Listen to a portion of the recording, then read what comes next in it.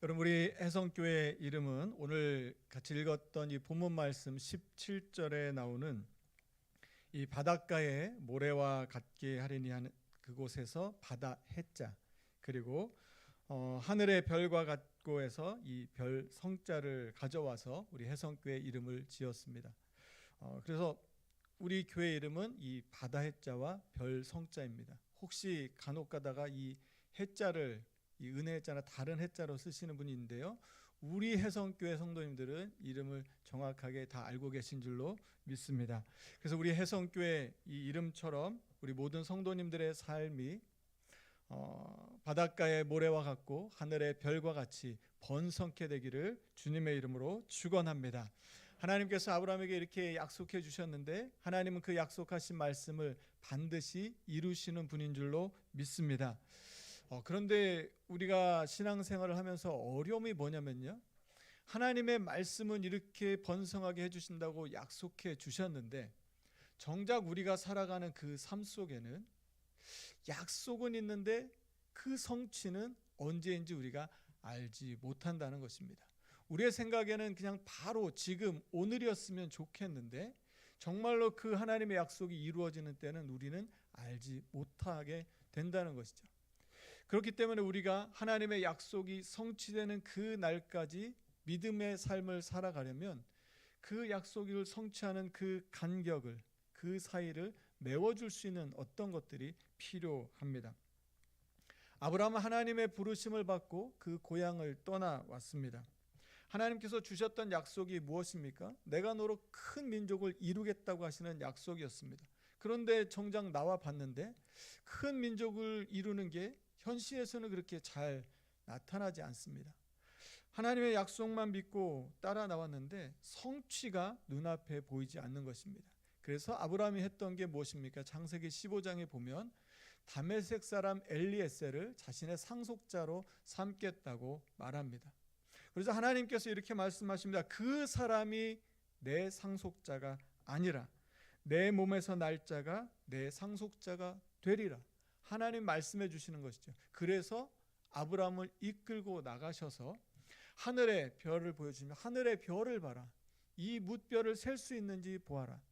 내가 이렇게 너의 자손이 이렇게 될 것이다 라고 말씀해 주십니다. 여러분, 그 정도 되면 어떻겠어요? 하나님께서 다시 한번 말씀해 주시면 진짜인가 보다 싶을 텐데 아브라함의 모습을 보면 바로 16장에 아브라함이 뭘 합니까? 자신의 여종 하갈을 통해 이스마엘을 낳습니다. 그리고 17장에서 하나님이 다시 말씀합니다. 아들을 주시겠다고 말씀하시죠. 그런데 아브라함 웃습니다. 그리고 이스마엘이나 살기를 원합니다라고 하나님께 말씀합니다. 성취가 너무 멀고 하나님의 약속이 이루어지는 것이 우리 눈에 보이지 않을 때 우리는 어떻게 합니까? 뭔가 좀 성취와 비슷한 것들을 붙잡으려고 하는 경향이 있습니다. 그런데 하나님께서 그런 아브라함을 어디로 부르시냐면요, 하나님의 약속을 확증할 수 있는 자리로 아브라함을 부르십니다. 하나님께서 알고 싶으셨던 것이죠. 아브라함이 하나님이 주시는 그 약속이 이루어지는 것만 생각하며 살고 있는지, 아니면 이 약속을 성취시켜 주시는 하나님을 믿으면서 살고 있는지를 하나님은 알고 싶으셨던 것입니다. 그래서 오늘 본문 나오는 창세기 22장 1절에 보면 성경이 이렇게 기록합니다. 하나님은 아브라함을 시험하시려고 부르셨다고 1절에 이렇게 나와 있습니다. 그러니까 성경이 아예 하나님께서 아브라함을 시험해 보시고자 하셨다고 알려주는 것이죠. 그런데 놀랍게도요, 다메섹 사람 엘리에셀 그리고 이스마엘을 통해서 하나님의 약속을 어떻게 좀 대신해 보려고 했던 이 아브라함이 이 시험을 무난하게 통과를 하게 됩니다. 다시 말해서 하나님이 원하시는 답안지를 제출하게 되는 것이죠. 여러분, 놀랍지 않습니까? 오늘 창세기 22장 12절에서 이렇게 하나님 말씀하십니다. 아브라함이 독자까지 아끼지 않고 순종하는 그 모습을 통해 하나님께서는 아브라함이 하나님을 경외하는 것을 알게 되셨습니다. 하나님이 알고 싶은 것을 아브라함이 하나님께 보여주니까 이제는 모든 것이 다 끝났습니다. 여러분, 우리는 어떻습니까? 우리도 하나님의 말씀, 하나님의 믿음, 하나님의 약속과 그 약속이 성취되는 그 가운데 우리가 살고 있지 않습니까? 오늘 우리가 이 말씀을 통해서 우리가 그 삶 가운데 살고 있지만 하나님께 우리가 하나님이 원하시는 답을 써내서 하늘의 별과 같이 바닷가의 모래같이 번성케 되는 삶을 사는 저와 여러분이 되기를 간절히 축원합니다. 아브라함이 어떻게 해서 그런 삶을 살 수 있게 되었는지요? 오늘 말씀을 보면 첫 번째가 믿음으로 행동하라는 것입니다. 오늘 본문 창세기 22장에 나오는 아브라함은 그 행동하는 데 있어서 주저함이 없어 보입니다. 이삭을 번제로 드리라고 말씀하셨을 때 3절 말씀을 보면 아브라함이 아침에 일찍이 출발합니다. 그리고 하나님이 말씀하신 곳에 이제 이르렀습니다. 그러자 제단을 쌓고 그 자신의 아들 이삭을 결박하고 손을 내밀어서 이 칼을 잡고 이삭을 잡으려고 합니다. 본문 오늘 읽었던 16절 말씀에도 하나님이 이렇게 말씀하십니다. 이르시되 여호와께서 이르시기를 내가 나를 가리켜 맹세하노니 내가 이같이 행하여 내 아들 내 독자도 아끼지 아니하였은즉. 그리고 18절에서 이렇게 말씀하십니다. 또 내 씨로 말미암아 천하 만민이 복을 받으리니 이는 내가 나의 말을 준행하였음이니라 하셨다 하니라. 아브라함의 이 후손들과 이 천하 만민이 복을 받게 된 것을 무엇이라고 말씀하냐면 아브라함이 이렇게 믿음으로 행했던 그 행동 때문이라고 말씀하고 있습니다. 여러분, 그런데 아브라함이 우리가 조금 전에 살펴봤던 그 아브라함과 지금의 아브라함은 너무나 다릅니다. 어떻게 아브라함이 이런 모습으로 변화될 수 있었을까요? 오늘 본문 우리가 읽진 않았지만 7절 말씀에 보면 이렇게 그 아들 이삭이 아버지에게 묻습니다. 불과 나무는 있는데 아버지, 번제할 양은 어디 있습니까? 묻는 것입니다. 여러분, 만약에 여러분이 아브라함이고 여러분의 자녀를 번제물로 드리려고 하는데 갑자기 여러분의 자녀가 여러분한테 묻는다면 여러분 어떻게 대답해 주시겠습니까? 만약에 저 같으면 가슴이 철렁했을 것 같습니다. 번제가 바로 너다라고 이 말을 할 수 없어서 그냥 가슴이 뜨끔했을 것 같습니다. 그런데요, 아브라함은 놀랍게 반응합니다. 오늘 본문 앞에 있는 8절 말씀인데 우리가 8절 말씀을 한번 같이 읽어보도록 하겠습니다. 8절입니다. 함께 읽습니다. 같이 시작. 아브라함이 이르되 내 아들아 번제할 어린 양은 하나님이 자기를 위하여 친히 준비하시리라 하고 두 사람이 함께 나아가서. 네, 여기 말씀을 보면 아브라함은 아들을 번제로 드리라는 이 엄청난 시험이 누구를 위한 일이라고 말하냐면 하나님을 위한 일이라고 말합니다. 그래서 하나님이 자기를 위하여라고 말할 수 있었던 것이죠.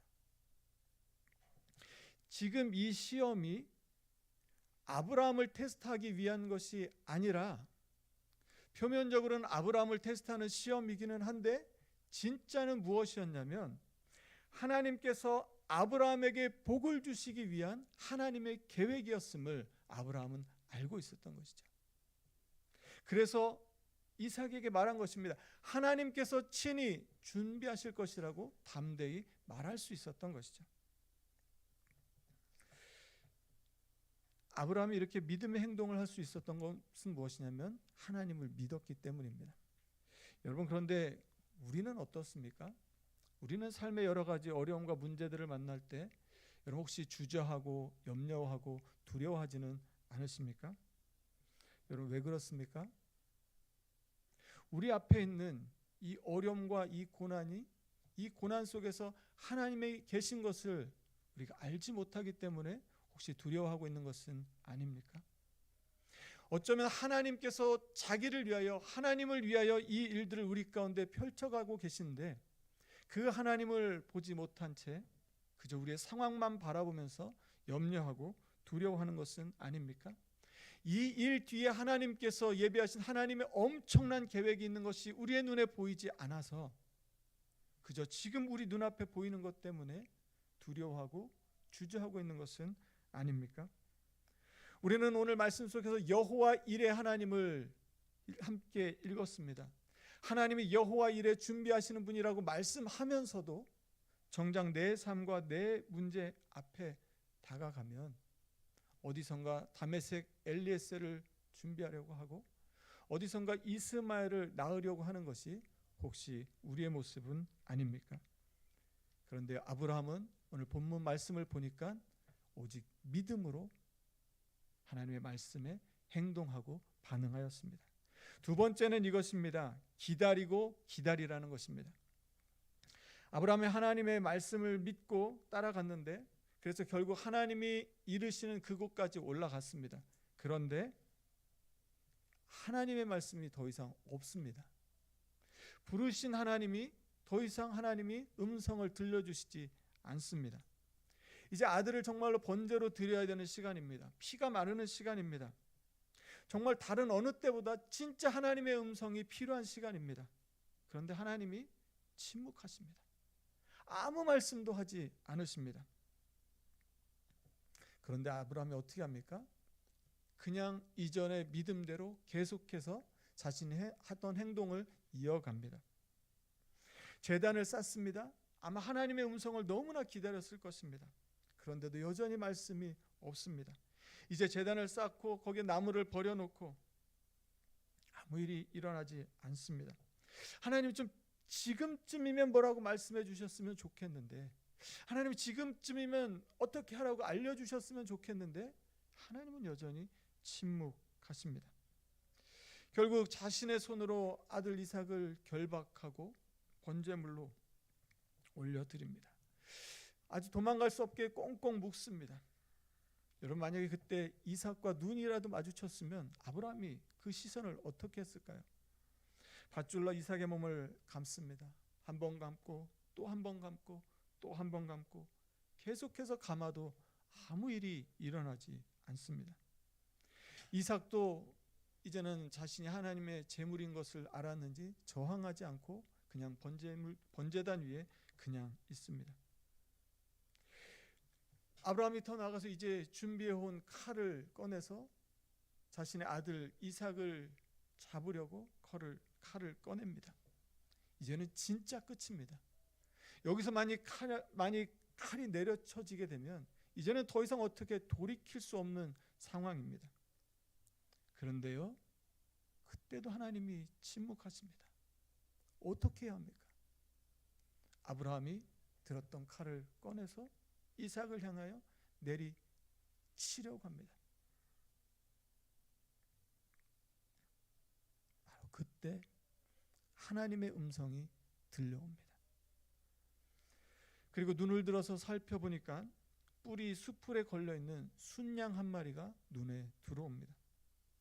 여러분, 도대체 이 순양은 그동안 어디 있었던 것일까요? 왜 번제를 쌓고 나무를 벌려놓고 이삭을 올릴 때 왜 그때는 이 순양이 보이지 않다가 왜 지금 보이는 것일까요? 아브라함은 그때까지 하나님의 음성이 들릴 때까지 하나님의 음성을 기다리고 기다렸습니다. 여러분, 언제까지 기다려야 합니까? 순양이 내 눈앞에 나타날 때까지 아브라함은 하나님의 음성을 기다렸습니다. 너무나 힘든 시간이었고 너무나 아픈 시간이었을 것입니다. 아버지로서는 도저히 할 수 없는 일이었을 것입니다. 아마 이삭에게는 평생 트라우마가 될 수 있는 그런 일이었을 것입니다. 그럼에도 불구하고 할 수밖에 없는 자신의 상황을 보며 아마 비통하고 참혹한 괴로움을 느꼈을 것입니다. 여러분, 하나님의 침묵 가운데 하나님이 아무 말씀도 안 해주실 때 문제와 아픔을 갖고 있는 우리가 기다린다는 것은 너무너무나 힘든 일일 것입니다. 그런데요, 아브라함은 기다리고 기다렸습니다. 세 번째는 부르심에 응답하라는 것입니다. 22장 1절부터 하나님은 아브라함을 부르셔서 말씀하셨습니다. 그리고 오늘 본문 11절 15절에도 여호와의 사자가 하늘로부터 아브라함을 부르십니다. 하나님이 부르실 때 아브라함은 내가 여기 있나이다라고 대답합니다. 하나님께서 시험하시려고 그를 불렀을 때도 아브라함은 내가 여기 있나이다라고 대답합니다. 그리고 아들 이삭을 살려주시기 위하여 하늘에서 소리가 나서 아브라함을 부르실 때도 내가 여기 있나이다라고 대답합니다. 어떻게 이럴 수 있겠습니까? 저는 이 말씀들을 보면서 아브라함은 그동안들 하나님의 말씀에 순종하는 삶을 살아왔지 않았을까 하는 생각을 갖습니다. 하나님의 음성을 듣고 살지 않았다면 하나님께서 이삭을 살려주시기 위하여 아브라함아 부르셨을 때 그 음성을 듣지 못하고 그냥 자기의 생각대로 해버렸다면 정말 엄청난 비극이 일어났을지 모릅니다. 여러분, 하나님께서 부르셨을 때 이삭을 번제로 드리라는 그 부르심인지 이삭을 살려주시기 위하여 부르시는 그 부르심인지 아브라함은 사실 알 수 없었습니다. 여러분, 우리의 삶도 그렇지 않습니까? 하나님이 우리를 부르실 때 하나님 이것이 우리에게 시험 가운데 가게 하는 부르심인지 하나님 우리를 살려주시는 부르심인지 우리는 알지 못합니다. 그런데 아브라함이 그 부르심에 순종할 수 있었던 것은 아마 매일매일의 삶 속에서 하나님의 말씀에 순종하고 응답하는 삶을 살았기 때문 아닐까라는 생각을 갖습니다. 사랑하는 성도 여러분, 아브라함이 만약에 하나님의 부르심에 순종하지 않았다면 어떤 결과들이 나타났겠습니까? 오늘 우리의 삶을 한번 돌아봅니다. 하나님의 부르심 앞에 여러분 우리는 우리 스스로 판단하고 우리 스스로 생각하고 우리 스스로 결정하고 있지는 않습니까? 그러나 아브라함은 하나님의 음성에 마지막 그 음성에 끝까지 순종하며 하나님의 말씀을 따랐던 것입니다. 하나님을 믿는 우리들은 모두 다 이 하나님의 약속과 이 성취 사이에 살아가고 있습니다. 우리의 삶에는 끊임없이 고난과 아픔과 어려운 일들이 계속해서 이어지고 있습니다. 사랑하는 성도 여러분, 그때에 그 삶을 지나갈 때에 아브라함처럼 하나님이 여기 함께 계신 것을 믿을 수 있는 저와 여러분 되기를 간절히 소망합니다. 하나님께서 친히 계획하시고 준비하고 계심을 확신하며 하나님께 우리의 삶을 맡겨드리며 살아갈 수 있는 우리 모두가 되기를 간절히 소망합니다. 하나님의 응답이 좀 느리고 조금 더뎌서 올 만큼 와서 더 이상 응답이 없어서 중간쯤에서 포기하고 싶은 마음이 들 때, 그때 멈추지 않고 믿음의 길을 온전히 걸어간다면 하나님께서 우리 두 눈에 숲풀 가운데 뿔이 걸려있는 순양을 보여주실 줄로 믿습니다. 우리의 생각을 뛰어넘는 하나님의 계획을 신뢰하며 하나님의 그 부르심이 어떤 부르심이든지 간에 하나님께서 나에게 가장 좋은 것을 주실 것을 확신하며 그 부르심의 순종으로 응답하며 살아가는 저와 여러분 되기를 간절히 소망합니다. 더 나아가서요, 우리뿐만 아니라 우리의 자녀들이, 우리의 남편과 아내들이, 우리의 부모님들이, 우리가 알고 있는 많은 사람들이 그러한 믿음의 삶을 살아갈 수 있기를. 그래서 우리의 생각으로 모든 것들을 판단하고 결정하는 것이 아니라 우리의 눈앞에 순양이 나타날 때까지 하나님의 음성을 기다리며 살아가는 저 여러분 되기를 간절히 소망합니다. 하나님께서 아브라함을 이 과정을 지나자 하나님께서 오늘 우리 해성교회 이 이름처럼 이 말씀을 주신 것입니다. 하늘의 별과 같이 바닷가의 모래와 같이 번성하게 해주시겠다고 약속해 주시는 것이죠. 사랑하는 성도 여러분, 이 아브라함을 통해 누가 복을 받습니까? 그의 후손들이 복을 받았습니다. 후손들만 복을 받은 게 아니라요, 천하 만민이 복을 받도록 하나님은 계획하고 계셨습니다. 오늘 우리 해성교회 우리 모든 어르신들의, 오늘 예배하는 우리 모든 성도님들의 그 믿음의 행동과 끝까지 기다리는 그 인내와 하나님의 부르심에 응답하는 그 삶을 통해 아브라함뿐만 아니라 이삭과 그 후손이 복을 받았던 것처럼 우리뿐만 아니라 우리의 다음 세대들이 하나님의 큰 은혜와 복을 누리게 될 줄로 믿습니다. 우리의 가정에 우리의 자녀들이, 우리의 후손들이 그런 복을 누려서 혜성같이 번성케 되는 놀라운 축복을 받는 삶이 되기를 간절히 소망합니다. 여러분, 그런데 오늘 이 말씀을 묵상하면서 제가 느꼈던 것은 무엇이냐면, 이 축복을 하나님이 누구에게 하고 계십니까? 이삭이 아니라는 것입니다. 정작 축복을 받을 그 후손이 아니라 어쩌면 아브라함은 자신의 생애에서 큰 민족을 이루는 것을 보지도 못한 채 살다가 갔는데 아브라함에게 하고 계시다는 것이죠. 이삭이 아니라 아브라함을 불러놓고 하나님 말씀하고 계신다는 것입니다. 사랑하는 성도 여러분, 우리의 자녀의 그 복이 누구로부터 시작됩니까? 우리 교회의, 우리의 다음 세대들의 복이 누구로부터 시작됩니까? 이삭과 그 후손이 누구를 통해서 복을 얻었습니까? 아브라함이었다는 것이죠. 오늘 우리의 믿음, 오늘 우리 하나님 앞에 보여드리는 그 순종, 부르심에 응답하는 그 삶이 우리의 후손들을, 우리의 자녀들을 하나님의 놀라운 축복의 삶의 자리로 이끌어줄 줄로 믿습니다. 그래서 우리 모두가 하나님의 부르심에 응답하여서 축복의 통로로 살아가는 우리 모두가 되기를 간절히 축원합니다.